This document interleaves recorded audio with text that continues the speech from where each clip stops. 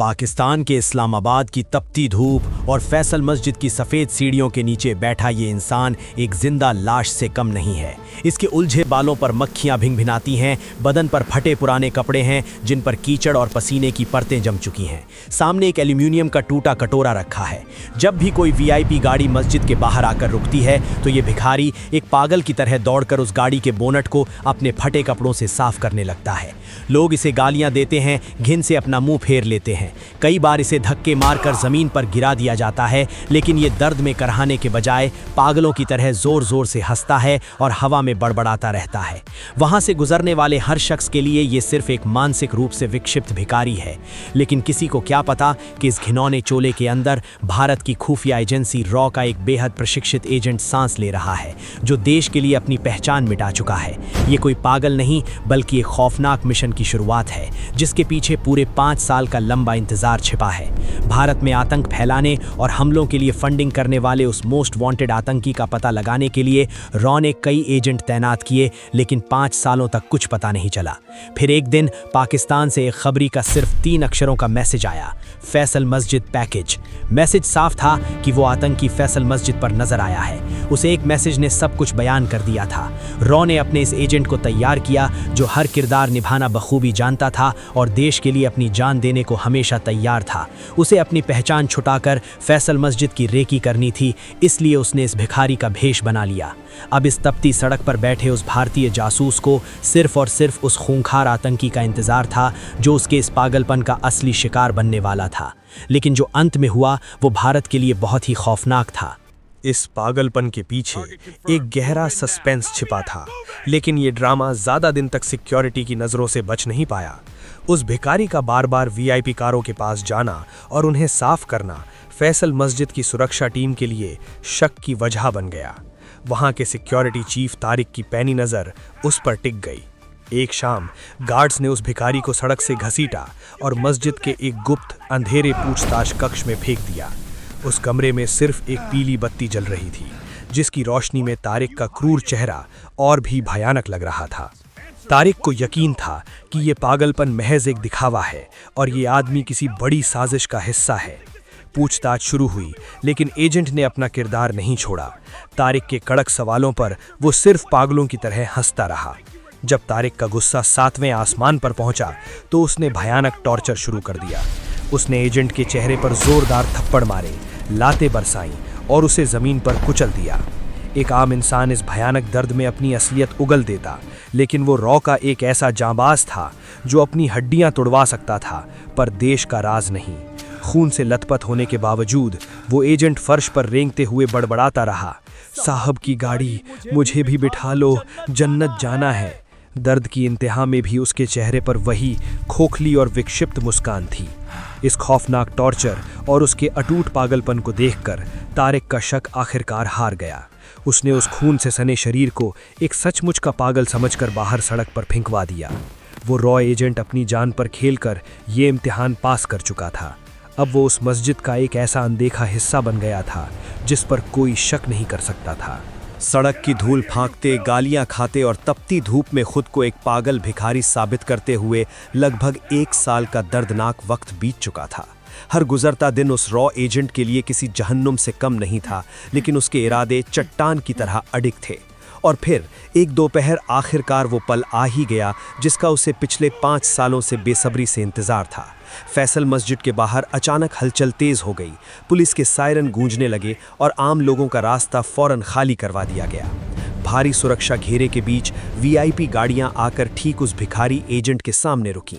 बीच वाली गाड़ी का दरवाज़ा खुला और उसमें से जो शख्स बाहर निकला, उसे देखते ही उस भारतीय जासूस के शरीर का सारा खून खौल उठा। वो कोई और नहीं बल्कि भारत का मोस्ट वांटेड आतंकी था, वही दरिंदा जिसके एक इशारे पर भारत में मासूमों का खून बहाया गया था और फंडिंग की जाती थी। इतने करीब से अपने देश के दुश्मन को देखकर एजेंट की मुट्ठियां कस गईं, उसकी नसें तन गईं और आंखें गुस्से से लाल हो उठीं। उसका मन कर रहा था कि वो इसी पल उठे और उस खूंखार आतंकी की गर्दन अपने नंगे हाथों से मरोड़ दे, ताकि भारत के हर एक शहीद का बदला पूरा हो सके। लेकिन वो रॉ का एक बेहद पेशेवर जासूस था। वो अपनी बेबसी को अच्छी तरह जानता था कि इस वक्त उसके पास न तो कोई हथियार है और न ही कोई बैकअप टीम। अगर उसने जज्बाती होकर अपने गुस्से को काबू में नहीं रखा तो वो उस आतंकी के करीब पहुंचने से पहले ही सिक्योरिटी की गोलियों से छलनी कर दिया जाएगा और ये मिशन हमेशा के लिए नाकाम हो जाएगा। एक पल के लिए उसने अपनी इस घोर बेबसी को महसूस किया, लेकिन अगले ही पल उसने अपनी उबलती हुई आग को सीने के भीतर खामोशी से दबा लिया। उसने अपनी कसी मुट्ठी ढीली की और खुद को फिर से उसी पागलों वाली हरकत में झोंक दिया। वो आतंकी बेखौफ होकर मस्जिद के अंदर चला गया, लेकिन उस दिन जासूस के लिए एक बात तय हो गई थी। पहचान अब पुख्ता हो चुकी थी। उस एजेंट को अपना शिकार मिल चुका था। अब उसे सिर्फ एक हथियार की जरूरत थी। दिन के उजाले में फैसल मस्जिद के बाहर जो एक लाचार और विक्षिप्त भिखारी था, रात के गहरे अंधेरे में उसकी हकीकत पूरी तरह बदल जाती थी। जब इस्लामाबाद की सड़कें सुनसान हो जातीं, तब वो भारतीय जासूस अपना वो घिनौना और फटेहाल चोला उतार फेंकता।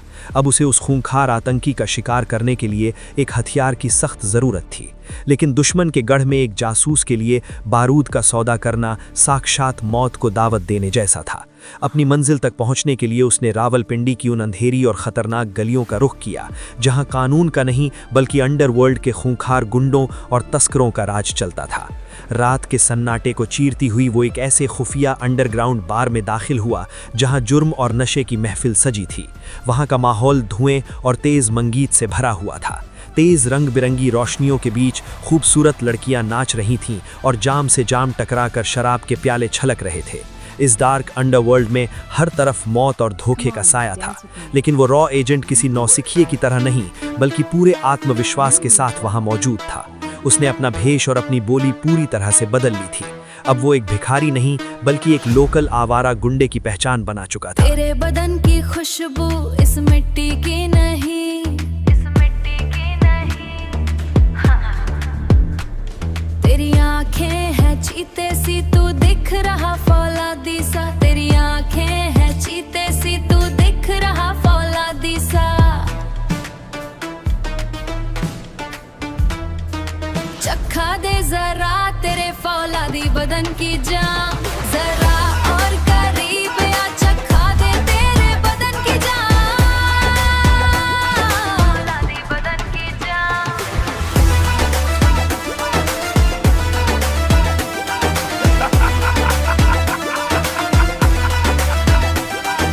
उसने उन खतरनाक तस्करों और लोकल गुंडों के साथ छुप छुप कर शराब पी, उनके साथ जुए के अड्डों पर वक्त बिताया और धीरे धीरे उनका भरोसा जीत लिया।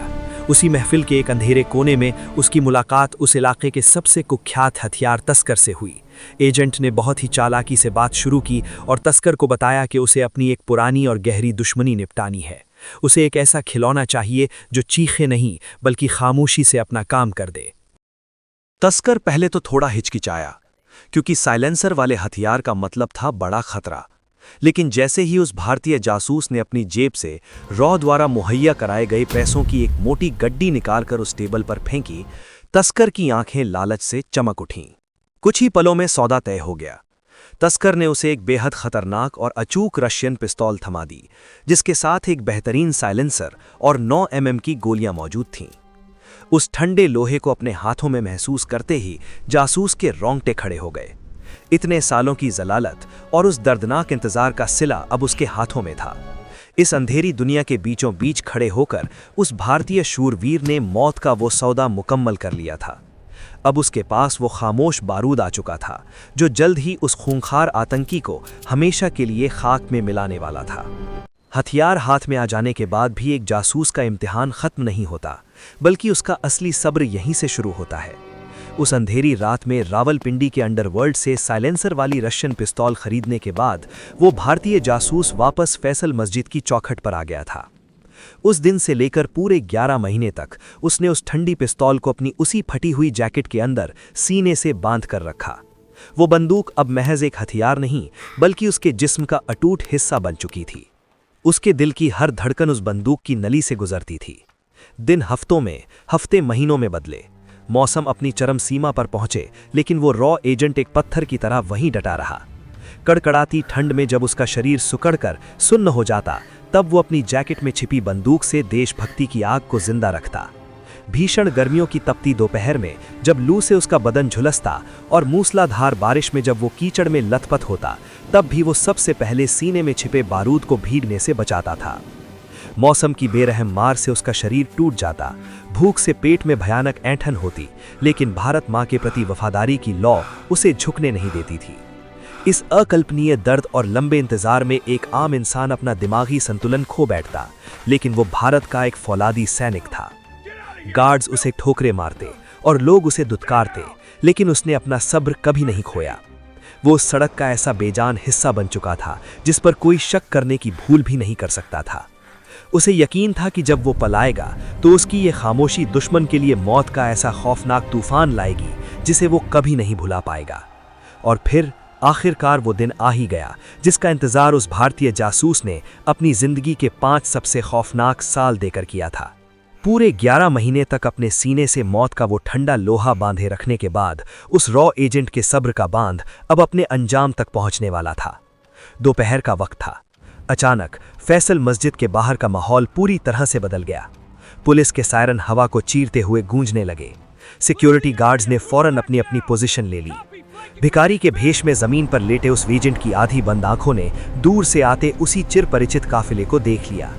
3 काले रंग की गाड़ियां तेजी से मस्जिद की तरफ बढ़ रही थीं। जैसे ही वो गाड़ियां आकर रुकीं, एजेंट के दिल की धड़कनें एकदम शांत हो गईं। बीच वाली गाड़ी का दरवाजा खुला और वही खूंखार आतंकी पूरे हुरूर के साथ बाहर निकला और सीधा मस्जिद के अंदर चला गया। जासूस जानता था कि ये उस दरिंदे की आखिरी नमाज होने वाली है।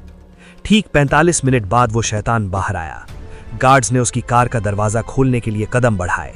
यही वो इकलौता पल था जिसके लिए वो जासूस उस नर्क में एक कीड़े की तरह जी रहा था। वो अचानक अपनी जगह से उठा। उसने अपनी फटी हुई पोटली से एक मैला कपड़ा निकाला और चीखते हुए पागलों की तरह भागकर उस आतंकी की कार के बोनट पर गिर पड़ा। साहब की गाड़ी चमकेगी चमकेगी, वो जोर जोर से बड़बड़ाते हुए बोनट को रगड़ने लगा। सिक्योरिटी गार्ड्स उसे गालियां देते हुए आगे बढ़े। उस आतंकी के चेहरे पर घिन और गुस्सा साफ नजर आ रहा था। उसने चिढ़ते हुए उस पागल को धक्का देने के लिए अपना कदम आगे बढ़ाया। बस यही वो निर्णायक सेकंड था। जो इंसान पिछले 5 सालों से एक लाचार रेंगता हुआ भिखारी था, उसका शरीर एक झटके में बदल गया। उसकी आंखें जो अब तक पागलों की तरह घूम रही थीं, अचानक चीते की तरह स्थिर और खौफनाक हो गईं। 1 सेकंड के 100वें हिस्से में उसका बायां हाथ बिजली की रफ्तार से आगे बढ़ा और उस आतंकी की कॉलर को लोहे की तरह जकड़ लिया।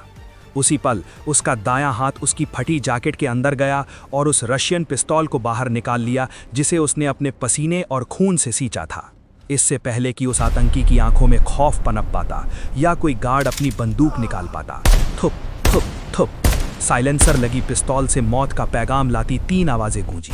वो तीनों गोलियां उस खूंखार आतंकी के माथे के ठीक बीचों बीच उतर गईं। उस दरिंदे की आंखें फटी रह गईं। उसके माथे से खून का फव्वारा फूटा और वो भारत का दुश्मन एक भारी पेड़ की तरह उसी सफेद मार्बल पर धड़ाम से गिर पड़ा। जैसे ही उस आतंकी का खून सफेद संगे मरमर पर फैला, वहां भयानक चीख पुकार मच गई। हमला हमला! सिक्योरिटी गार्ड्स पागलों की तरह अपनी बंदूकें निकालकर इधर उधर दौड़ने लगे। इसी अफरा तफरी के बीच वो भारतीय जासूस जो कुछ सेकंड पहले तक जमीन पर रेंगता हुआ भिखारी था, अब एक चीते में बदल चुका था। उसने पलक झपकते ही अपनी पिस्तौल जैकेट में छिपाई और भीड़ को चीरता हुआ तेजी से भाग निकला। तभी सिक्योरिटी चीफ की तेज नजर उस भागते भिखारी पर पड़ी। वो हैरान रह गया जब उसने देखा कि वो पागल अब एक प्रोफेशनल कमांडो की रफ्तार से दौड़ रहा है। वो पागल नहीं, कातिल है, उसे मारो! वो पूरी ताकत से चीखा। अचानक गोलियों की बौछार शुरू हो गई। हवा को चीरती हुई गोलियां एजेंट के कान के पास से गुजर रही थीं। उसने बिना मुड़कर देखे एक फल के ठेले को जोरदार लात मारकर पलट दिया, जिससे पीछे आ रहे गार्ड्स का रास्ता रुक गया। वो फुर्ती से छलांग लगाकर रावलपिंडी की उन संकरी और घुमावदार गलियों में घुस गया। लेकिन खतरा अभी टला नहीं था। पीछे से सिक्योरिटी की गाड़ियां सायरन बजाती हुई उन गलियों के मुहाने तक आ पहुंची। गार्ड्स के भारी बूटों की आवाजें करीब आ रही थीं। तभी एजेंट की नजर गली के नुक्कड़ पर खड़ी एक चालू बाइक पर पड़ी। एजेंट ने 1 सेकंड भी बर्बाद नहीं किया, फुर्ती से उस आदमी को धक्का दिया और बाइक छीनकर पूरी ताकत से एक्सेलरेटर घुमा दिया। बाइक एक तेज दहाड़ के साथ उन गलियों को चीरती हुई शहर की तरफ भाग निकली। धूल उड़ाती हुई वो तेज बाइक अब शहर के एक चौड़े और सुनसान हाईवे पर आ चुकी थी। ठंडी हवा जासूस के चेहरे से टकरा रही थी। उसने राहत की सांस ली और सोचा कि वो बच निकला है। तभी उसने बाइक पर पीछे मुड़कर देखा, लेकिन पीछे देखते ही उसके होश उड़ गए। दूर से पुलिस की दर्जनों गाड़ियां लाल नीली बत्तियां चमकाती हुई सायरन की गूंज के साथ पूरी रफ्तार से उसी का पीछा कर रही थी।